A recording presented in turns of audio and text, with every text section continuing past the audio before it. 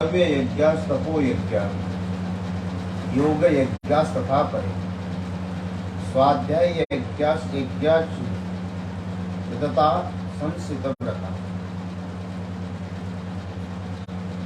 तो भगवान ने कई प्रकार के यज्ञों का वर्णन किया। अब द्रव्य यज्ञ,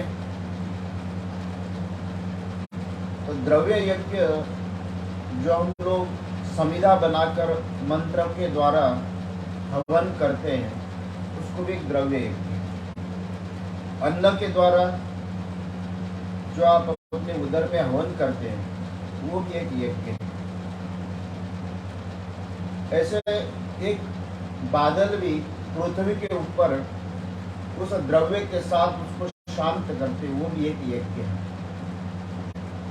ऐसे कई प्रकार के यज्ञ शास्त्रों में वर्णन आते। कितने यज्ञ बताओ। जो भी आप कार्य करते हुए संतुष्ट करना एक यज्ञ है। किसी को पैसा मिलता है तो उसको पैसा देना वो भी एक यज्ञ है। संतोष प्रदान करना, दान देना वो भी एक यज्ञ है। ये इसका एक यज्ञ बताया है। तो परमात्मा ने कहा कि एक इतने प्रकार के यज्ञ है। दूसरा द्रव्य यज्ञ, तपो यज्ञ। द्रव्य यज्ञ के बाद एक तपो यज्ञ आता है। तपो यज्ञ जो कोई अष्टांग योग में आता है उसमें, तो इसमें नाना 10वां विद्याओं में यज्ञ आता है। कोई इधर जाता उधर जाता, मंदिरों में जाता, मठों में जाता है, पहाड़ों में जाकर साधना करता है, कोई उल्टा टंगता है। तो ये भी एक तप है, इसको तपो यज्ञ बताया है। अपने विचारों को भी संयमित करना ये भी एक तपो यज्ञ है। अपने विचारों को शांत रखना ये भी एक तपो यज्ञ है। तो योग यज्ञास तथा परे, भगवान कहते हैं कि सभी प्रकार से अपने अपने जितने भी यज्ञ है उसमें द्रव्य यज्ञ है, तपो यज्ञ है, एक योग यज्ञ है।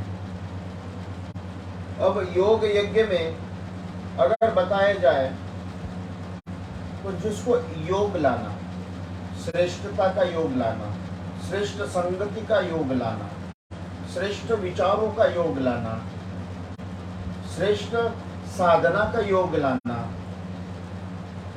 और उस योग में निरंतर साधकता के साथ कार्य करना, ये भी एक परमात्मा ने उसको यज्ञ बताया। भगवान कहते हैं कि योग यज्ञास तथा परे। तो सभी में फिर भगवान कहते हैं कि वहां उसके आगे बताया कि कितने यज्ञ संसार में, एक शब्द यज्ञ भी है। तो शब्द यज्ञ कहा का सत्यम ब्रूयात प्रियम ब्रूयात। सत्य तो बोलो लेकिन प्रिय बोलो, पत्थर मार मत बोलो। भगवान ने कहा कि स्वाध्याय यज्ञ, क्या कहा? स्वाध्याय यज्ञ न यज्ञाच। अब लोग पता नहीं स्वार्थ के लिए पता नहीं किस मार्ग पे जाकर क्या क्या करने के लिए प्राप्त करते, ये भी हो जाए वो भी हो जाए। अरे भाई 10 रास्तों पे जाने से क्या होगा? कोई भी एक रास्ता पकड़कर चलोगे तो ही मिलेगा। आज हम लोग देखते हैं कि लोग इतने भटकाओ, इतने पता नहीं ये भी कर लो वो भी कर लो ऐसा भी कर लो, और उसमें फिर दुखी होकर फ्रस्ट्रेशन में आकर फिर उसका जो क्रोध निकलता है, वो क्रोध में जो निकले हुए शब्द है, वो शब्द भी मनुष्य के जीवन में पाप उत्पन्न करता है।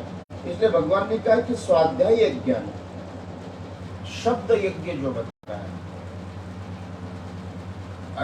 कबीरदास जी ने कहा कि ऐसी वाणी बोलिए मन का आपा खोल। अपने वाणी का संयम, शांति, साधना, उन सभी प्रकार से अगर आपको प्राप्त होता है तो निश्चित रूप से परमात्मा उसको अपने आप ही प्राप्त हो जाता है। इसलिए भगवान ने कहा कि एक शब्द यज्ञ है। तो शब्द यज्ञ में एक मंत्र भी आता है।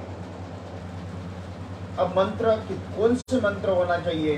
कोई इधर उधर के मंत्र थोड़ी हो, पतनकारी मंत्र थोड़ी हो, भूत प्रेतों को जागृत करने वाले मंत्र थोड़ी हो। ये भूत प्रेत तो अपने आप ही आ जाते हैं, उसको बुलाना थोड़ा ही पड़ता है। और उसके साथ में अगर हम लोग चलते हैं तो यह वेदों का मंत्र है, शास्त्रों का मंत्र है, पुराणों का मंत्र है, गुरु मंत्र है, ये भी एक मंत्र माना, ये भी एक यज्ञ बताया। भगवान ने कहा कि शब्द रूपी यज्ञ जब वेदों का उच्चारण करके उसमें वाग यज्ञ करता है, इसको वाग यज्ञ बताया। अगर वाग यज्ञ में अगर आप चलते हैं, उसमें भी एक संयम और साधना, ये भी एक प्रकार का यज्ञ बताया। और जाते जाते जितना भी यज्ञ कहा गए, अर्जुन से कहते कि अर्जुन ये सारे के सारे अत्यंत विकट है, कठिन है।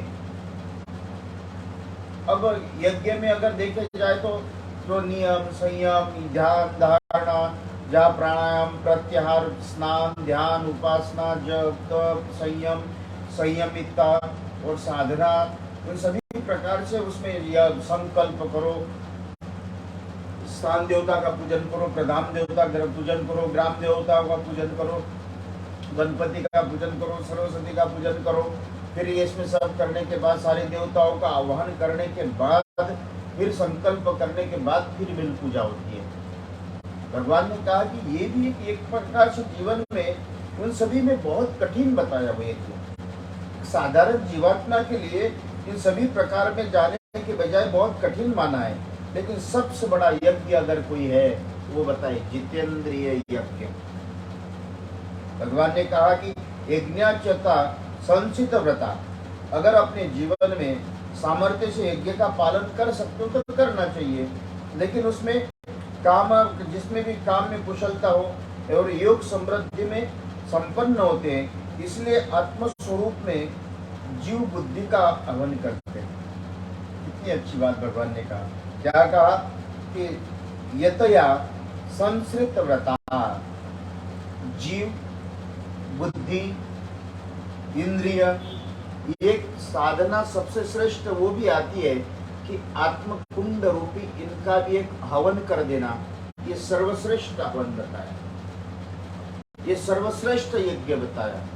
क्योंकि ये जितने भी यज्ञ है, चाहे वेद पढ़ने वालों को भी परमात्मा प्राप्त हो या न हो, इसमें संदेह है।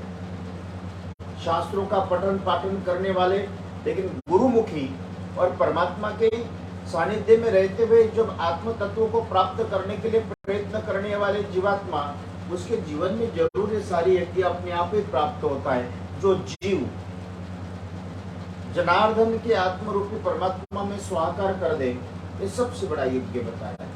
श्रोताओं, हम लोग देखते हैं आखिरी में हम लोग बाह्य जगत के संपत्तियों को प्राप्त करने के लिए बहुत प्रयत्न करते हैं, लेकिन आत्मरूपी धन को प्राप्त करने के लिए कभी भी हम लोग प्रयत्न नहीं करते। इस जगत में सबसे बड़ा सुखी इस जगत का वही व्यक्ति है जिसने आत्मरूपी धन प्राप्त किया। नहीं तो इन सभी के सभी संसार में ऐसा कौन व्यक्ति सुखी होगा। चाहे मुझे लगता है कि 800 अरब में से किसी भी व्यक्ति को, जीवात्मा को अगर पूछा जाए आप सुखी हो, तो यही कहेगा कि मेरे जैसा जगत में कोई भी दुखी नहीं है। हर एक व्यक्ति को अपना अपना दुख है, लेकिन जिसने एक बार जैसे इंद्रिय, मन, बुद्धि, इसका जीव का यज्ञ अगर आत्मरूपी आहुति में कर दिया, स्वाहाकार कर दिया, उस जगत में उससे बड़ा कोई सुखी भी नहीं है। तो इसी तरह से, जैसे अगर मैं बताऊं, पहले महिलाओं के किरदारों में मनुष्य उसका किरदार निभाते थे, नाटक होते थे। तो नाटक होने के बाद उसका पति जब वहाँ नाटक करता था तो उसकी पत्नी आकर बैठती थी, सारी दुनिया उसको ताली बजाती थी, लेकिन वो कहती थी ये जो है ना वो हमारे वो है। ये उसको पता था, मूल स्वरूप को पता था। इसी तरह से हमारे जीवन में भी हमारा मूल स्वरूप आत्म तत्व है। हमारा मूल स्वरूप, मूल यज्ञ, इन सारे के सारे जितने भी हम लोग आडंबर करते जा रहे हैं, इसमें जो उलझते जा रहे हैं, ये सारे के सारे व्यर्थ की माने गए हैं। श्रोताओं, इन बातों में उलझने के बजाय प्रयत्न करो, गुरुमुखी होकर अपने उस अनुष्ठान करते हुए अपने आनंद की अनुभूति करने के लिए उसी मार्ग का थोड़ी देर रोज नियमित रूप से उपासना करना, यह हमारे जीवन की सर्वश्रेष्ठ साधना बताई है। और इसके विपरीत अगर काम करोगे तो निश्चित रूप से यह हम चिंतन, जहाँ आपने अपने संसार के संसाधन प्राप्त करते हुए अपने आप को जरूर थोड़ा सा सुखी मानते हो, फिर ये प्राप्त हो जाए, अब कुछ नहीं, उसके बाद क्या, और नई अंकुर आ जाते हैं।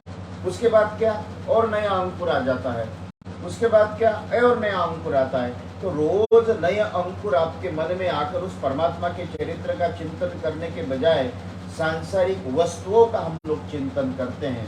श्रोताओं, अपने जीवन में इतना ही ध्यान रखें कि उस परात्पर परमात्मा के चरित्र का चिंतन हो, आत्मयज्ञ के प्रति समर्पित हो। इतना ही कहते हुए आज इस यज्ञ को यहाँ ही समाप्त करते हैं। सद्गुरुनाथ भगवान की जय।